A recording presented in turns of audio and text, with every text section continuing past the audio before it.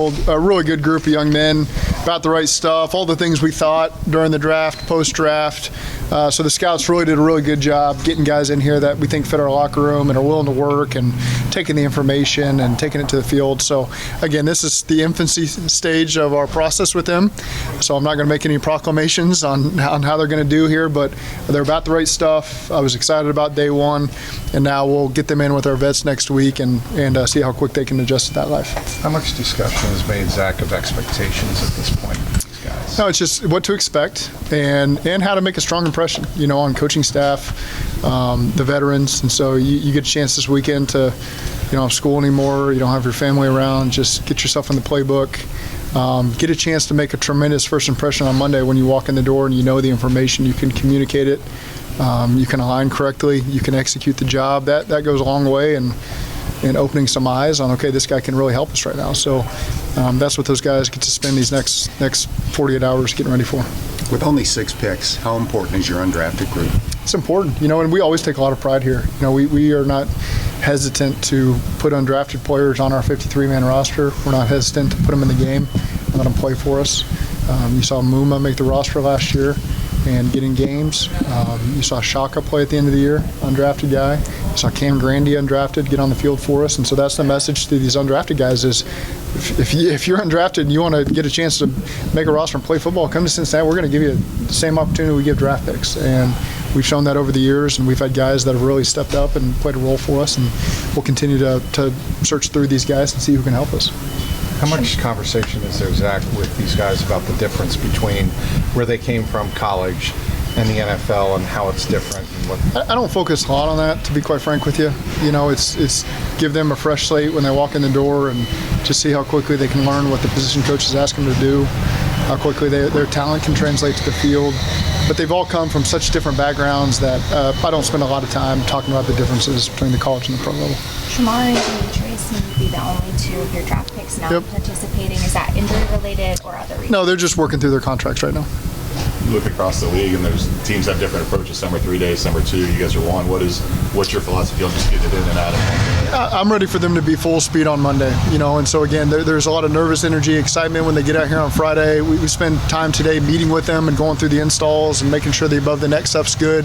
Get them on the field briefly, let them show us some of the athletic stuff, learn some of the stuff in a walkthrough setting, and then Monday fully integrate them with the rest of the players. Is that the expectation for Shemar and Demetrius Monday? We'll see. I'm not going to make any predictions on where that ends up, but they've had a great attitude, and I'm excited about both those guys. There's been a lot of external excitement about Seth McLaughlin and what he did at Ohio State, and given Ted's in his last year of his contract, to see someone that you guys are really excited to see what he could potentially do. All the guys that we brought in we're excited about, and so Seth's got a strong background, played for 2 winning programs and is about all the right stuff, and so we're excited to get him in here and get him through the injury and then see where he ends up. You've got the opportunity to have an international player this year. Yeah. What have you been told about Dante? And is it advantageous to potentially have an extra guy just to practice all year? I don't think it's disadvantageous. And he's had a great attitude. We got to know him when he came in on a visit a couple weeks ago.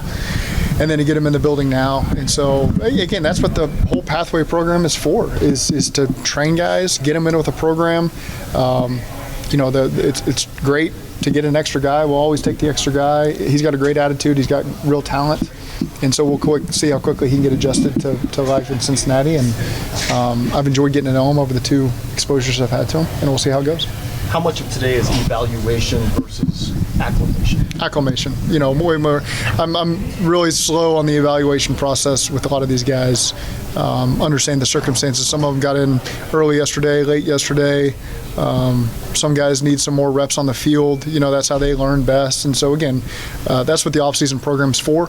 We get a chance to teach these guys, and our goal is coming out of the off-season program in mid-June that these guys have all the information, they know how to drill it, they know the techniques, they get a chance to spend the summer evaluating themselves and getting ready for training camp. And when they come into training camp, they're ready to hit the ground and compete. And so that's our ultimate goal, is spend these next 6-7 weeks giving them the opportunity to come into training camp and compete. I'd say it's more about acclimation, but from an evaluation standpoint, what can you learn about a guy from a day like today? Well, just an initial retention of information they get, whether it's aligning for a drill, and quickly understanding what the coach is saying or taking a couple reps.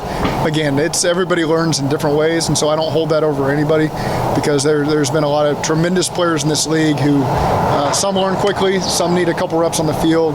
So again, I don't hold that over anybody if it's one or the other for them. Obviously, the veterans were on the field this week, Zach. In terms of an injury update, BJ Hill in a boot, any update?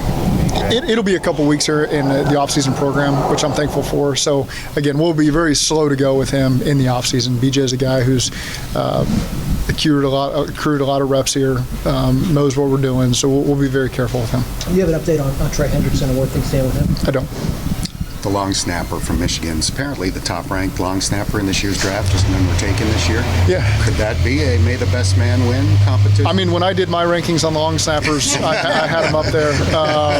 So I know we're excited. Darren's excited. So again, that's a great competition for us to have. You know, we want competition across the board. Long snappers no different. Williams come in with a great attitude, ready to compete. Cal will be the same way, and so we'll just see how that transpires. Do you have any message for guys like Shemar or Demetrius that can't be out there and be active but are still here and involved? No, this is the infancy stages of our off-season program. So again, great attitude when they got off the plane, when they've been in the building. Really excited about both those guys, and we'll just keep working through it. Did you ask Joe how the Met Gala was? I did not.